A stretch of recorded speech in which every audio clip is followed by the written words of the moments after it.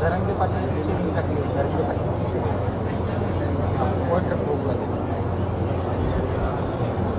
लगेच सुरू होते.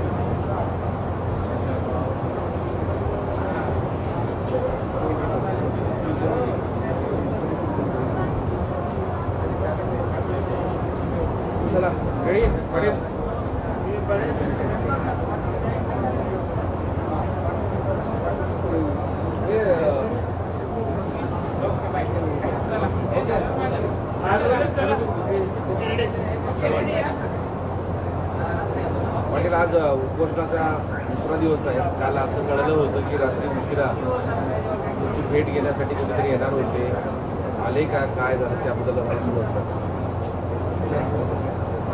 नाही सरकारच्या वतीनं आणखीन नाही कुणी आलं.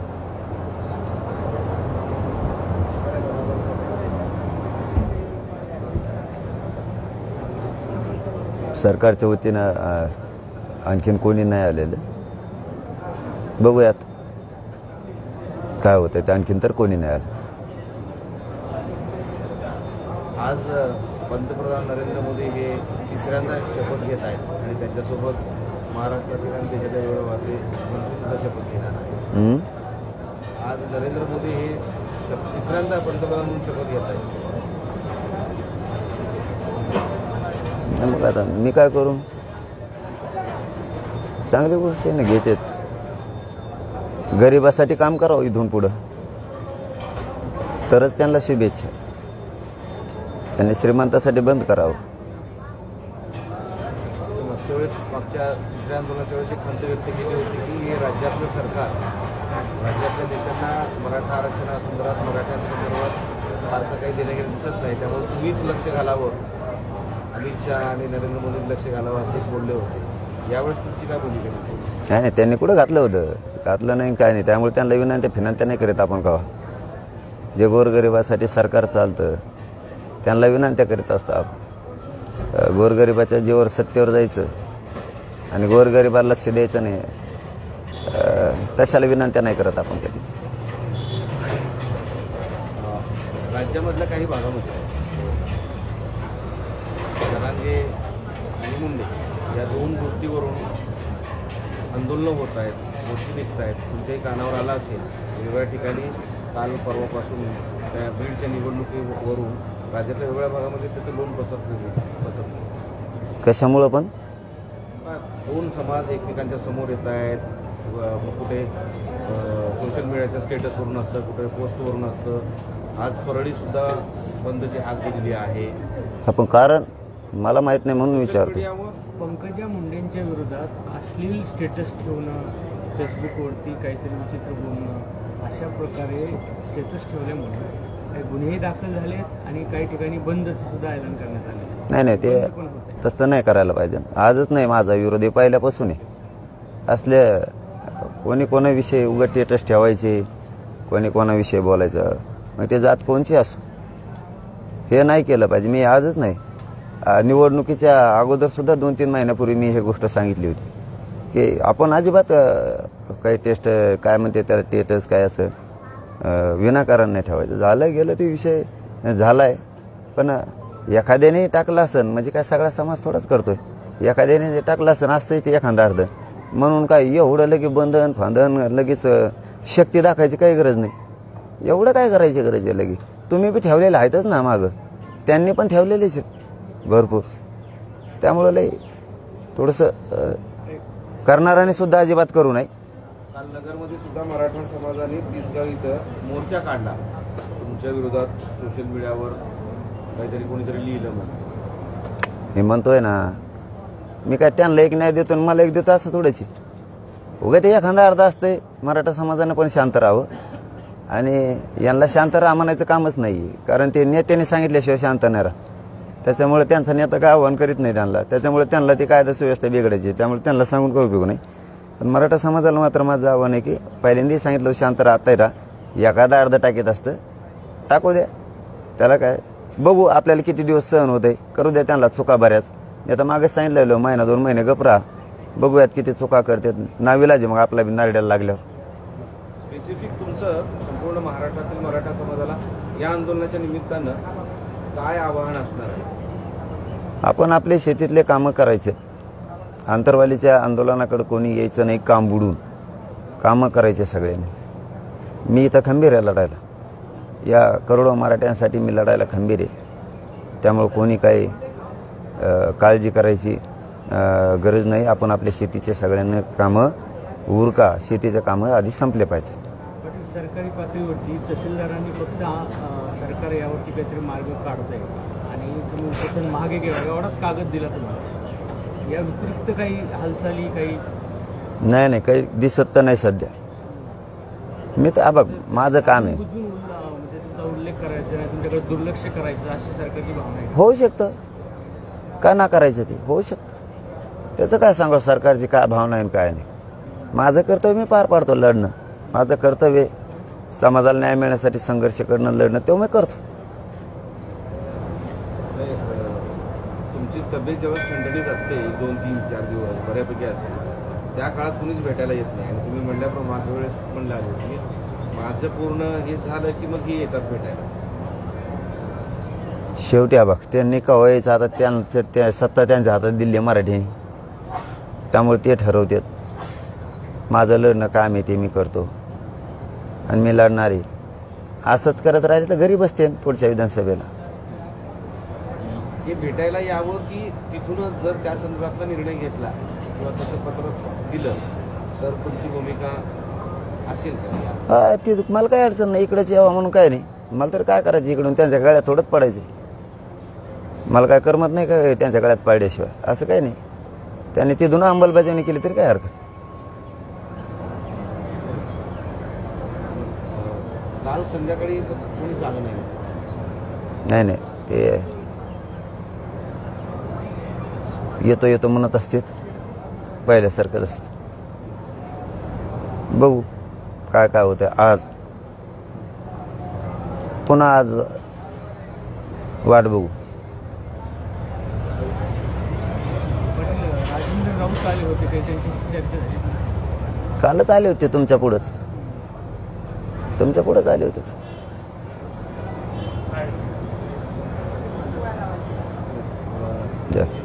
एक तुम्ही जे बेसिक असं सांगताय की सगळे सोयऱ्यांच्या संदर्भात, पण सगळे सोयऱ्यांबद्दल तर चर्चा होईल तुमच्या प्रत्यक्ष येऊन, पण इतर ज्या मागण्या आहेत शिक्षणासंदर्भातल्या, नोकऱ्यासंदर्भातल्या, कोणी मागणी घेण्यासंदर्भातल्या, त्या संदर्भात तरी काल जे आले होते लोक, त्यांचा काही संवाद झाला होता का? त्यांना तुम्ही काय सांगितलं? काल पत्र त्यांनी दिलं होतं तहसील ऑफिसने, तुम्ही सगळ्या मागण्या आम्ही बघितलं त्या पत्रात की सगळे सोयरे या संदर्भात सरकारने निर्णय घ्यावा, मग ती घोषित मागितो असं तुम्ही त्याच्यामध्ये लिहिलं होतं, तोपर्यंत माघार नाही.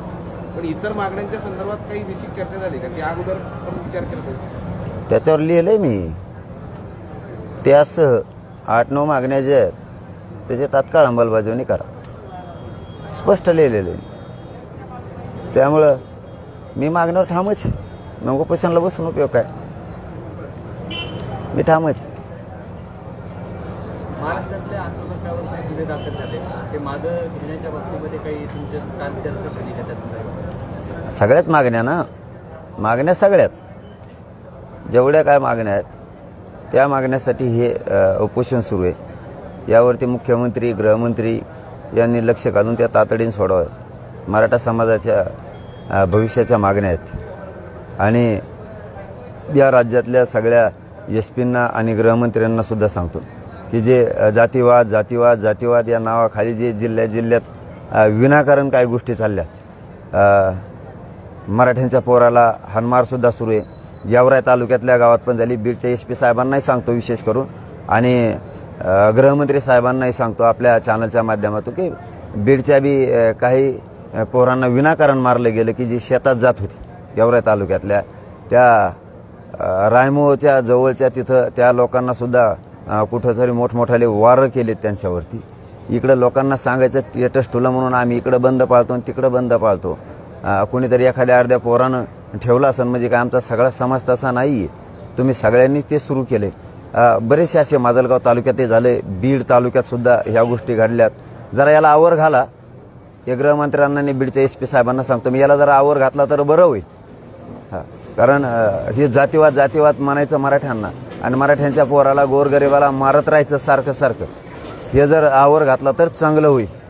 हे माझी विनंती एस-पी साहेबांना आणि महाराष्ट्राच्या गृहमंत्र्यांना, जरा आवर घाला ह्या गोष्टीला, बरं होईल.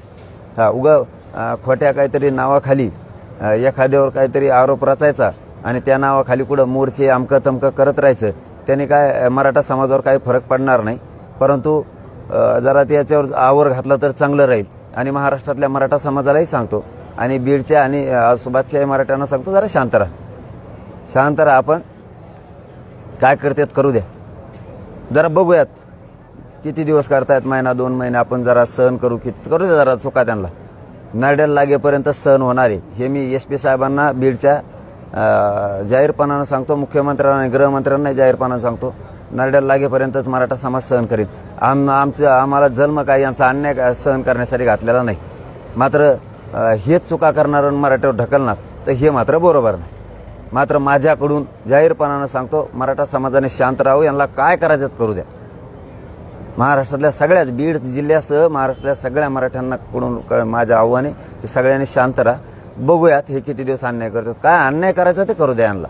त्या बीड जिल्ह्यातल्या ते महाजनवाडीजवळ एक गाव आहे बीड तालुक्यात, तिथंही असेच प्रकार झालेत. तिथल्याही लोकांना खूप त्रास दिला यांनी. गावात येऊ द्यायनात, मतदान का केलं म्हणून. म्हणजे तुम्हालाच मतदानाचा हक्क आहे आणि त्यांना नाही आहे का? ही कोणची मगरुरी, कोणची मस्ती. म्हणून ठीक आहे, बीड जिल्ह्याच्या मराठ्यांना तरी माझं आव्हान आहे की तरी पण शांतच राहा. बघूयात 1-2 महिने किती अन्याय करते ते.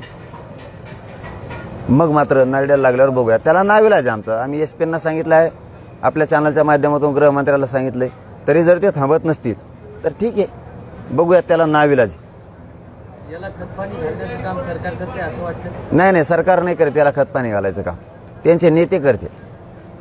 आम्ही 1-1.5 महिन्यापासून आव्हान करतो शांततेचं, ते करत नाही आहेत. त्याचा अर्थ त्यांना जातीय तेढ निर्माण करायचा, कायदा सुव्यवस्था बिघडायची. हे नेते करायले, तिथं सरकार नाही करायला, ते नेतेच करायलेत. त्यांना शांतता ठेवायची नाही, कारण हार जीत कोणाची तरी असतीच. मराठ्यांनीच पाडलं का काय असा संशय घ्यायचा आणि त्यांचे लोक मराठ्यांच्या पाठीमागं लावायचे मुद्दाम. त्यांनी काय होत नसतं, मान्य करायचं हार जीत. कुठं असे भांडणं करून, दंगली उभा करून पुन्हा नसतं निवडून येत बार. मी तर जाहीरपणानं सांगितलेलंच आहे, ज्या जातीचे लोक आमच्या मराठ्याला त्रास देतील त्या जातीचा नेता पाडणार आम्ही. वेळप्रसंगी तिथं उमेदवार देणार नाहीत, पण त्याला पाडणार. आल्याच विधानसभा जवळ, कोण कोणाचं काय आहे ना, त्यांचे जे भाषणात जरा म्हणते तर जणू मला ऐकायला मिळाले, भाषणात म्हणते जणू कोण कोणाचं आहे, आमच्या मागं कोण खंबीर उभा आहे. मला बी काहीतरी शिवाय दिल्या जणू. तुला दाखवतो म्हणा विधानसभेत, तुला दाखवतो विधानसभेत कोण कोणाचा वर चढे आणि कोण कोणावर दंड थोपटितो. तुला दाखवतो म्हणा काचका विधानसभेत. उमेदवार उभा करणार नाही, पण त्याला असं पाडतो की ते बाप जेल मी उभा नाही राहायला पाहिजे. तो नेत्याला वळवळ येतोय, नेत्या जीवावर खुमखुम येतोय. बाप का काहीतरी असा शब्द वापरायला जाऊन त्यांनी, मला डिटेल ऐकायला नाही मिळालं, पण बाप का काहीतरी भाषणात असं नाही का झिंगूर देशी पेणार. मराठ्याच्या जीवावर मोठं झालेलं आहे काही काळ, पण आज पचपच करतोय जणू तो. आता तू ज्याला म्हणला ना, ज्याच्या जीवावर तो भाषण केलं ना, त्याला मला विधानसभेला दाखवतो काच का तुला. तो नेता, तो नेत्याला तो ह्याच परळीतून निवडून येऊन देत नाही, ध्यानात ठेव मनात. मस्ती मग परत मला म्हणते राग करतो. ही मस्ती, हे चिल्लर चाललर माकडं करतेत आणि नेत्याला, चांगल्या नेत्याला भोगावं लागतं. हे चिल्लर चाललर माकडाने केलं, त्यांच्या चांगल्या मोठ्या नेत्याला भोगावं लागलं. आता पुन्हा ते चिल्लर चाळे यांच्या माकडाने सुरू केले, नेत्याला भोगावं लागणार. ठीक आहे, तुम्हाला उभं राहायचंच ना. आता बघू, तोही जिरून टाकू. नाही हो, बीडचा विषय चाललाय. नाही, जातीचा नेता ज्या जात येडवणी करते, मराठ्यांना त्रास देते, मराठ्यावर अन्याय करते, गोरगरिबावरती, हे काम असतं शांतता ठेवण्याचं नेत्याच. मी सांगितलं माझ्या समाजात शांत राहा, त्यांचा नेता सांगत नाही याचा अर्थ त्याला जातीवाद करायचा. मग जी जात माया मराठ्याला त्रास देईन त्या जातीचा नेता जिथून पुढे पाडी जायचा निवडणुकीत. आता तिथं उमेदवार नाही द्यायचा, पण ते जातीचा नेताच पाडायचा. म्हणजे त्याला बेकामी करून ठेवायचं. पाटील, या पद्धतीनं बीड असेल किंवा इतर ठिकाणी जे काही आता वादावादी सुरू झालेली आहे, याला नेमकं कारण तुमचं आंदोलन आहे असे विरोधक करताय आणि लोकसभेमध्ये जे काही तुम्ही केलं ते बरोबर वर्मावर बोट ठेवले असं वाटतंय तुम्हाला? नाही, मी त्याच्यात नाही मोजिणारा माणूस, म्हणजे त्यात गिनती नाही करत मी कधी. पण आता हार जीत असते ते मान्य करावं लागते. कधी येतो मला वाटतं मॅच निवडून यावं, असं कुठं असतं का? कधी मॅच निवडून यावं, कधी मॅच निवडून यावं, एखाद्या बार पाडावं बी जमत नाही का? म्हणजे तुम्ही एकत्र आले की जातीवाद नाही ना, आम्ही एकत्र आले की जातीवाद. ह्या संकुचित वृत्तीमुळे ही वेळ आली त्यांच्या, या आपल्या बुद्धीमुळे वेळ आली त्यांच्यावर. आम्ही म्हणजे ते एक गठ्ठा मतदान करते त्यावेळेस जातीवाद नाही. आणि मराठ्याने एखाद बार एक गठ्ठा मतदान केलं तुम्ही जातीवादी, मग तुम्ही आम्ही तुम्हाला हाणणार आणि हाणायला लागले, ही वृत्ती हो तुमची. मग मराठ्याने ठरविलेलंच, ज्या जातीचा माणूस गोरगरीब मराठ्याला त्रास देईन त्या जातीचा नेता पाडी जायचा इथून पुढं. म्हणजे आधार द्यायला कोणी राहत नाही. तसं आता विधानसभेला नेते पाडू काय करावं मग? आता त्याला जे त्रास देणं जात त्या जातीचा नेता इथून पुढं लय ताकत्यानं पाडायचा. आता लय ताकत्यानं पाडायचा. आता घासाघिशी बी नाही झाली पाहिजे. खपक्यास पहिल्या दानक्यातच पाडा पाहिजे आता. काही मराठी आमच्या मतदानाला बाहेर नाही निघत, कारण त्यांना वाटतं ह्यो बी मला पास नाही ह्यो बी नाही, दोन्हीला नाही करायचं म्हणून होतं. इथून पुढं तसं नाही करायचं आता. हे आपल्या लोकांच्या मागं लागतात ना, 100% बाहेर निघायचं आता. कोणी नेता पास असू नाही तर नसू, ज्याला पाडायचं ना त्याला पाडायसाठी ताकदीनं बाहेर यायचं. बाहेर गावाला गेलेले बी यायचं आता. कोणी जत्राला जायचं नाही, खेत्राला जायचं नाही, पण ते नेता पाडी जायचं आता. हे काम करायचं आता. तेव्हा आपले लोक, आपली जात मराठ्यांची सुखी राहील. पण तुम्ही ज्या पद्धतीने आवाहन करताय, आधी पण आवाहन केले, त्याच्यामुळे वातावरण खराब होते. आता विरोधक आरोप करतात, आता पुन्हा विरोधक तुमच्यावर हाच पद्धतीने हमला करू शकतात, कारण तुम्ही लोकांना प्रोवोक करताय, तुम्ही लोकांना भडकवता. ते विरोधकाचे डोळे गेले का? हरामखोराचे कोण आहे ते विरोधक? त्याचे का डोळे गेले का? हे काय चाललंय? आमच्या लोकांना, रायमोच्या लोकांना मारले, त्या महाजनवाडी बीड तालुक्यातल्या लोकांना तिथं तलवारीनं मारले, पाटोदा तालुक्यात मारले, आष्टी तालुक्यात आमच्या लोकांना मारले, शिरूर तालुक्यात त्या रायमोला मारले, गेवराई तालुक्यात एक गाव इथं आत्ता काल परवा झाले ते मारले. त्याचे का डोळे गेले? कोण आहे ते हरामखोरी विरोधक? त्याला दिसत नाही की माजलगावातल्या पोराला मारले, केजच्या पोराला मारले, तालुक्यातल्या त्या, हे दिसत नाही कोण आहे ते हरामखोरी विरोधक? मी आवाहन केलंय 1.5-2 महिन्यापासून मराठ्यात शांत राहा म्हणून. त्यांच्या नेत्याचं काम आहे त्यांच्या जातीला आव्हान करायचं, शांत राहा म्हणून. ते कोण विरोधक आहे तुम्ही म्हणतात, त्यांनी आरोप करायला पाहिजे ह्या नेत्यांवर की तुम्ही का आव्हान करत नाही. तो जरांगे पाटील आव्हान करतो शांततेचं, तुम्ही का करत नाहीत? ते मजा बघत येत, परदेशात जाऊन झोपत येत, आणि इकडे धिंगाणा लावून दिलाय. कळत नाही का लोकाला? लोक काय येडे आहेत काय? शेवटी आजही मी सांगतोय पुन्हा SP साहेबाला बीडच्या आणि गृहमंत्र्यांना, यांना आवर घाला, यांना आवरा, वेळीच आवरा यांना. महामराठा शांत आहे. आजही मी पुन्हा आवाहन करतोय प्रेसच्या माध्यमातून की मराठ्यांनी 1-2 महिने शांत राहा. हे किती चुका करतात करू द्या. हे खोटं बोलतेत, सोशल मीडियाला अमकं टाकलं आणि तमकं टाकलं, हे टाकीत तवा हे कशाला टाकीत तर? मग मी कोणाला पाडा म्हणलो का? कोणाला निवडून आणू म्हणलो का? काय घोषणा होत्या त्या दिवशी कलेक्टर ऑफिस समोर? मस्ती आहे का? मला मी काय केलं तर पाड म्हणलो का तिला? काय राव?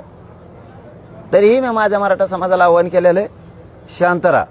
मराठ्यांनी शांत राहा. तुम्हाला हात जोडून सांगतो, बीडसह महाराष्ट्रातल्या सगळ्या मराठ्यांनी शांत राहा 1-2 महिने. यांना चुका करू द्या, यांना चुका करू द्या. काय चुका करायच्या तेवढ्या चुका करू द्या. ज्या दिवशी नरड्याला लागेल त्या दिवशी बघू. कारण आपण काय अन्याय सहन करायला जन्म घेतलेला नाही, बघू. पण सध्या शांत राहा. आणि याच्यात SP साहेबांना बीडच्या आणि गृहमंत्र्यांनी तातडीनं लक्ष घाला. हे जाणून बुजून उद्रेक करायचा यांचा अंदाज आहे. ते जाणून बुजून करायला लागलेत. यांना वर घाला, शहाणे असताना तर यांना वर घाला. आणखीन बी आम्ही शांत आहेत आणि 1-2 महिने शांत राहणार आहेत, हे शब्द आहे माझा. पण लय आमच्यावर अन्याय झाला तर आम्ही शांत तरी कसं राहायचं, हे सरकारनं प्रशासनानेच उत्तर द्यावं आम्हाला. चलो, धन्यवाद. दादा, नेकनूरमध्ये म्हणजे मुस्लिम समाज तुमच्या सोबत आला. नेकनूरला तुम्ही दर्ग्यावरती एका चादर चढवली हजरत बाबांच्या, आणि एक व्हिडिओ सध्या व्हायरल होतोय की औरंगजेबाच्या कबरीवरती चादर चढवली असं म्हणजे काही लोक तो व्हिडिओ व्हायरल करतात महाराष्ट्रभर. त्या संदर्भात तुम्ही काय? म्हणजे नेमकी कोणती दर्गा होती, कुठली होती, हे स्पष्ट सांगा. आता हे बघा, मराठा समाज किंवा हिंदू समाज बऱ्याचशा पिरांना पण मानतो, तिथं दर्शनालाही जातो. चादर काय म्हणतात त्याला, ते चढवतात. तसं मीही नेकनूरला ते पिराला चढवली. परंतु माझं क्लिअर असतं विजन. मला माझ्या हिंदू धर्माचा गर्व आहे, राहणार कायम. म्हणजे काय ती पोस्ट कोण टाकली ना त्या माकडाने, त्यासाठी नाही सांगत मी. तो टाकणारच हिंदुत्व किती मला माहिती. मी किती कट्टर हिंदू आहे तुला काय माहीत. भंगारा म्हणा त्या बुंगाऱ्या टाकणारा कोण आहे ती, तो कसं हिंदुत्व. मग एवढं कट्टर हिंदुत्व आहे. तू फक्त टीका करणारं हिंदुत्व असणार आहे. कोणी जर टाकलं असलं तर मला माहीत नाही. मग कट्टर हिंदुत्व आहे, कारण मी विजन क्लिअर असतं. मी मुस्लिम बांधवाला सांगतानाच सांगितलेलं आहे, दलित बांधवांना पण, ज्याच्या त्याच्या धर्माचा ज्याला त्याला गर्व असला पाहिजे. मुस्लिमांना मुस्लिम धर्माचा गर्व असला पाहिजे. मला माझ्या हिंदू धर्माचा गर्व आहे आणि स्वाभिमान सुद्धा. मी काय धर्म परिवर्तन करायला नाही आलो, सत्ता परिवर्तन करायचं. तुम्हाला तुमच्या धर्माचा स्वाभिमान ठेवा, मला माझ्या कायम राहणार. मी माझ्या धर्माचा स्वाभिमान सोडू शकत नाही कधीच, कारण मी कट्टर हिंदू आहे, कट्टर मराठा आहे. माझं असतं ते काय टाकतो रे बेगड्या म्हणा माकडे इवर माझ्याकडे इकडे समोरासमोर तुला सांगतो हिंदुत्व म्हणजे काय असतं आणि हिंदू म्हणजे काय असतं. तू काय शिकवतो मला हिंदुत्व म्हणजे काय? त्यामुळे ते असल्याच्यावर मला काही ध्यान द्यायची गरज नाही. माझं फक्त विषय जो क्लिअर आहे माझं ध्येय आरक्षणाचं त्याच्यावरती मी ठाम आहे. पुन्हा जाता जाता सरकारलाही सांगणे की आमचं ठरलेलं आरक्षणाचा विषय सगळा तातडीनं मार्गी काढा. आम्हाला राजकारणाकडे जायचं नाही हे पहिल्यापासून मी 10 महिन्यापासून बोलतो. मलाही नाही जायचं, माझ्या मराठा समाजालाही नाही जायचं. तुम्ही जर नाही दिलं तर आमचा नाविलाज आम्हाला विधानसभा लढाव्या लागणार आहे. आणि जे हे काय बीड जिल्ह्यात चाललंय प्रकार ते जरा सरकारनं आणि एसपीनं तातडीनं थांबवावे. माझं आज पुन्हा एकदा जाहीर आव्हान आहे बीडच्या सगळ्या मराठा बांधवांना आणि महाराष्ट्रातल्या की आपण शांत राहा, आपण काहीही करायचं नाही. मी पहिल्यापासून सांगतो कोणी निवडून आला तरी पोस्ट टाकायचे नाही, कोणी पाळला तरी टाकायचे. आपल्याला त्यात आनंद नाही, आपल्याला आरक्षणाच्या गोलालाच आनंद आहे. मराठ्यांनी शांत राहा. त्यांच्या जातीचे नेते त्यांना आव्हान करत नाहीत म्हणून सरकारनं लक्ष घालून त्यांना आवर घाला आणि मराठ्यांनी 1-2 महिने शांत राहा. बघूयात किती दिवस सहन होतं. शेवटी आम्हीच अन्याय सहन करायचा का याचं उत्तर 1-2 महिन्यानं आपण देऊ. धन्यवाद. दादा, तुमच्या आमरण उपोषणामुळे सकल मराठा समाज पूर्ण ताकदीनिशी एकवटला आहे. ती एकी कायम अबाधित राहील असं तुम्हाला वाटतंय का? आता अबाधित राहील का ही काय प्रश्न आहे? विचारायचं सांगितला का कोणी? एकीच आहे ना, विचारायचं सांगितलं कोणी? सरकारने. अरे मग अबाधितच आहे ना. तुम्हाला काय अबाधितला बोलू का लोक? हाक देऊ का परत इथं का? मग गर्दी झाली झोपायची चिखला चाकला तर अडचण आहे. मी सांगितलं व शेतातले कामं करा, इकडं कोणी यायचं नाही. चलो धन्यवाद.